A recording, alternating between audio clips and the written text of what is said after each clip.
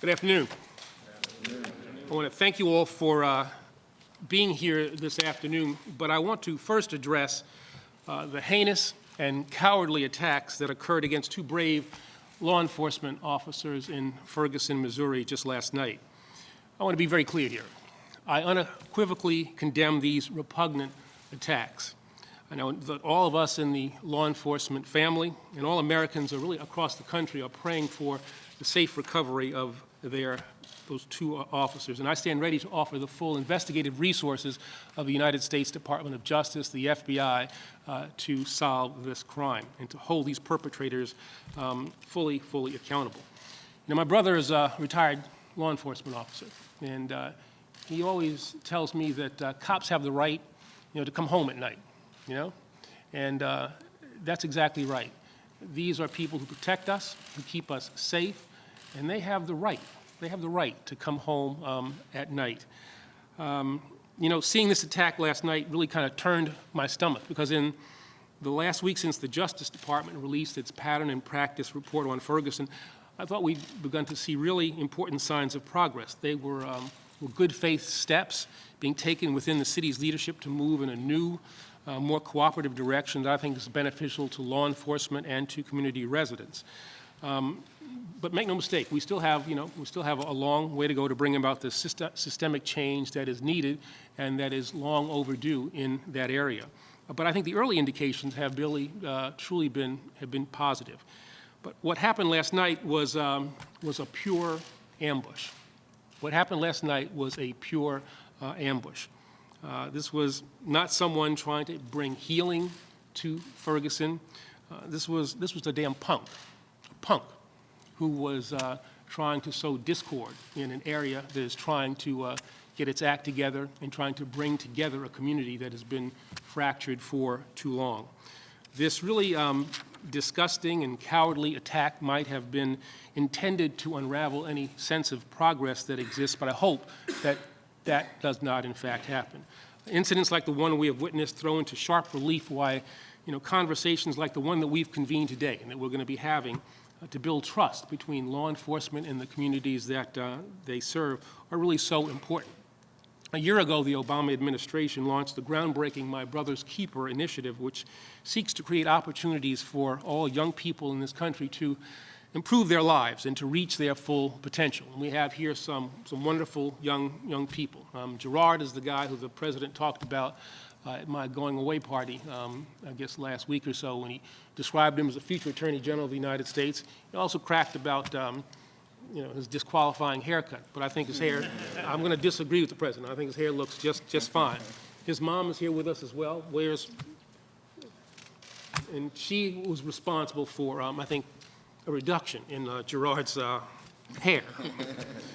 But as part of this effort, My Brother's Keeper Task Force recommended that the Justice Department really establish a program to help resolve long-standing tensions between law enforcement officers and the communities that they serve. And 6 months ago, I was proud to announce the National Initiative for Building Community Trust and Justice. This is a nationwide program that is designed to enhance procedural justice, to reduce bias, and to support reconciliation. Through the committed work of department leaders like my good friend, Assistant Attorney General Carol Mason of the Office of Justice Programs, who is obviously here with us today and who I'm going to miss a great deal. And along with the partnership of other department components, including the COPS Office, the Civil Rights Division, the Community Relations Service, and the Office of Violence Against Women, we are redoubling our commitment to restoring faith in the integrity of law enforcement wherever that faith has been eroded. Today, I am announcing 3 significant new steps that we're taking as part of this exciting initiative. First, we have selected 6 cities to serve as pilot sites for innovative strategies to strengthen bonds between police and the citizens that they serve. In Birmingham, Alabama, in Stockton, California, in Gary, Indiana, in Minneapolis, Minnesota, in Pittsburgh, Pennsylvania, as well as in Fort Worth, Texas. By helping to develop programs that serve their own diverse experiences, these cities will stand on the leading edge of our effort to confront pressing issues in communities really across the country. Second, we have launched a new online resource available at trustandjustice.org. That's trustandjustice.org, which will advance cutting-edge research and information about best practices and trust-building policy. And third, we're offering training, mentoring, expert consultations, and assistance on racial reconciliation directly to police departments and communities across America through the Office of Justice Programs Diagnostic Center. Now, these are really all groundbreaking advances, but the Department of Justice will not be able to accomplish these goals alone. We will continue to work side by side with law enforcement to identify opportunities for positive change, and we'll work with communities to seek avenues for building more healthy environments.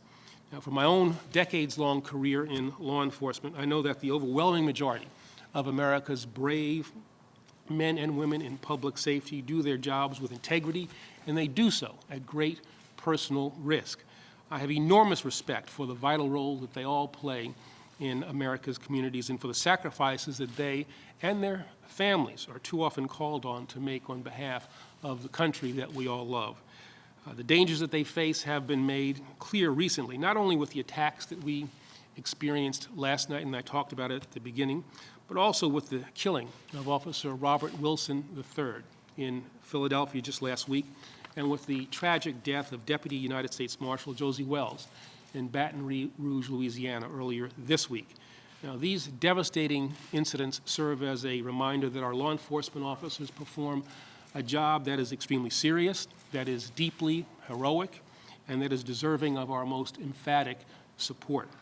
I am committed to ensuring that the reforms that we put in place do not, I want to emphasize that the reforms that we put in place do not impose additional risks on our law enforcement officers in an already hazardous environment. There should be no situation in which an officer's life is put in jeopardy because of concerns that by appropriately defending themselves, they might be viewed as committing a crime.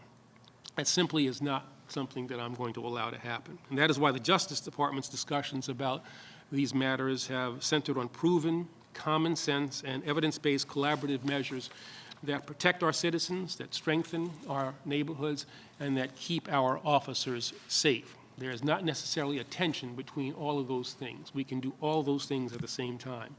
Now, I recognize that our goals will not be easy to achieve. Change will not occur overnight.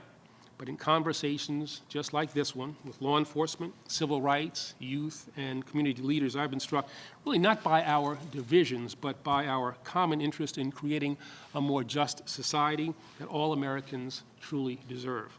I know that we are undertaking the crucial and necessary work of our time, work that will make a lasting difference for generations to come. And I'm glad to have these young people here with us today, these representatives of law enforcement, as we begin the conversation here that we have been doing around the country to try to make our country better, more just, and to keep our law enforcement personnel as safe as we possibly can. So thank you all very much.